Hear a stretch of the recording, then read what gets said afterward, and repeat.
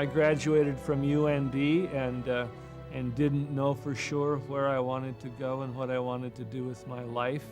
And I think along the way, one of the people that I had met, and it was really through a youth group in Bismarck, through the DeMolay organization for young boys, that I met Harold Schaefer. And somewhere Harold whispered in my ear that if I was ever looking for a job or ever interested in any work, that I should come and see him. And I did that in the spring of 1963. And one Sunday night in a huge Methodist church in downtown Atlanta, I met Sandy. And our first date was the next night. We saw a Braves baseball game in Fulton County Stadium. Gold Seal Company took me to Atlanta, and important things in my life happened as a result of that move. I'm old-fashioned, and in those days, when you worked for a corporation and they asked you to transfer or move, generally people did that. They didn't get into a big debate, and they didn't argue and say, oh, I might prefer this or I might prefer that. They said, when would you like me there? So we came to Medora, and Sandy claims that I didn't tell her that right away, that I had the other options, that I just said that we were expected in Medora. And we came to Medora in 1971. Thank you all for coming. Good to see you. Hello. Well, the original plan was for 3 years. We were to come the first year and look things over, and the second year to make some business-like changes, and the third year to train a successor. That was the original deal.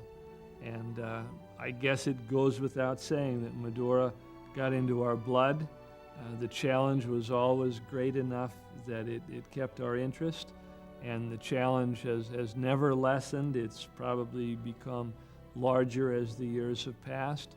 And as it turned out, as a family, Sandy included, Kim and Chris included, as a family, we've had a wonderful experience in Medora, attempting to build something that we all have felt personally is good for North Dakota, good for America.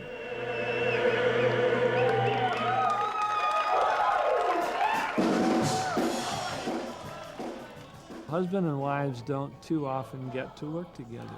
We were able to work together out here. We've been able to travel together in the off-season. We do the buying, and we do the marketing and sales and promotion. And so it has been a team effort, and Sandy is an integral part of Medora. She brings obviously different qualities to the table than I do, and those qualities are no less important or valuable. She's a very kind-hearted and thoughtful and considerate Southern lady. Perfect for you. She has been a great companion in business, in that we've been able to work together and share together. She doesn't like jazz music, so I hold that against her. That's something that I cannot forgive her for. But we have traveled a lot, and we've shared a lot. She's a more religious person than I am. She is of stronger faith than I.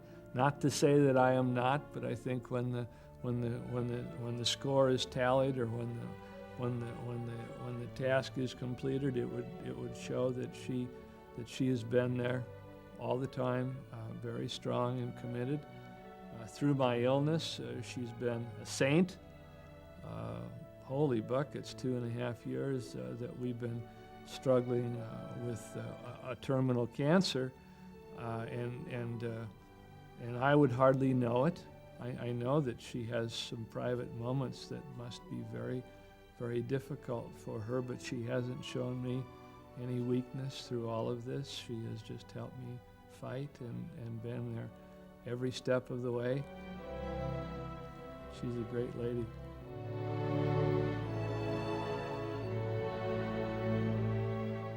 Kim is 27, Chris is 24, and you know they're wanting to spend so much time with us now because I'm not well.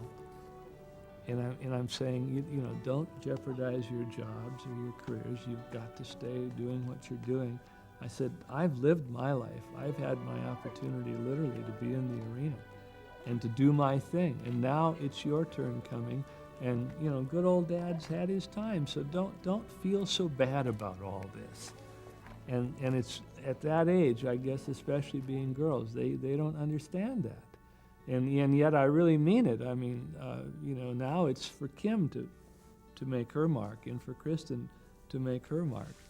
And because I've been lucky enough to have had the chance and been in a place where I could do a bit of it. I'm very humbled when I get anything over a $5 donation to the Theodore Roosevelt Medora Foundation, because I realize there are a lot of wonderful, worthy charities and recipients out there, and for people to think that we're worthy of their gifts is a great source of satisfaction to us. And I need that everyone knows that. And I think our future is predicated on that. If we're going to continue on the same track that we've been, we have to have everyone understanding that we're in this together. Luckily, there's a heritage here that has some value. The Roosevelt heritage I don't think will ever go away. And the heritage of the Old West has shown no signs of dying or going away. There are some values, some excitement, some romance in the Old West that's still important to modern generations. We have viewed some of our responsibility here as making sure that future generations have an opportunity to be exposed to this legacy, that it doesn't end with us, that it goes beyond, because there is value here.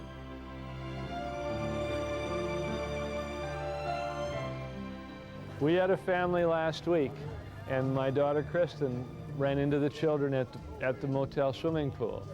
And they got to visiting, and they were 8 years old and 11 years old, and they loved to talk. Found out they were flood victims. And Chris quizzed them about their lives and were things coming back together and how was it all. And they said, well, every summer we go to Valley Fair and we go to Medora. This summer we could only do one, so we voted to come to Medora, and here we are. And well, Chris said, well, you know, how are things now that the flood is over, and are things getting back to normal? And the girl responded and she said, I really think things are much better, but I don't know what to think when I see my dad crying. Now, doesn't that tug at your heartstrings? So we found a way to chase them down and make sure their weekend was complimentary, and just a little favor to those people. Don't forsake in the dark what you've learned in the light. We spend our whole lives trying to learn, trying to be, and trying to make a contribution, and trying to be what's expected of us. And when things turn dark, it would be easy to say no and just dump it all and go off in an angry rage. I don't believe that's the direction to go. Fortunately, rightly or wrongly, Sandy has been at my side, and she has said, we've had wonderful lives, and it's our turn to take some lumps. So we're doing that now. We've been whacked, and we have to deal with it. But look at all that we've had up till now.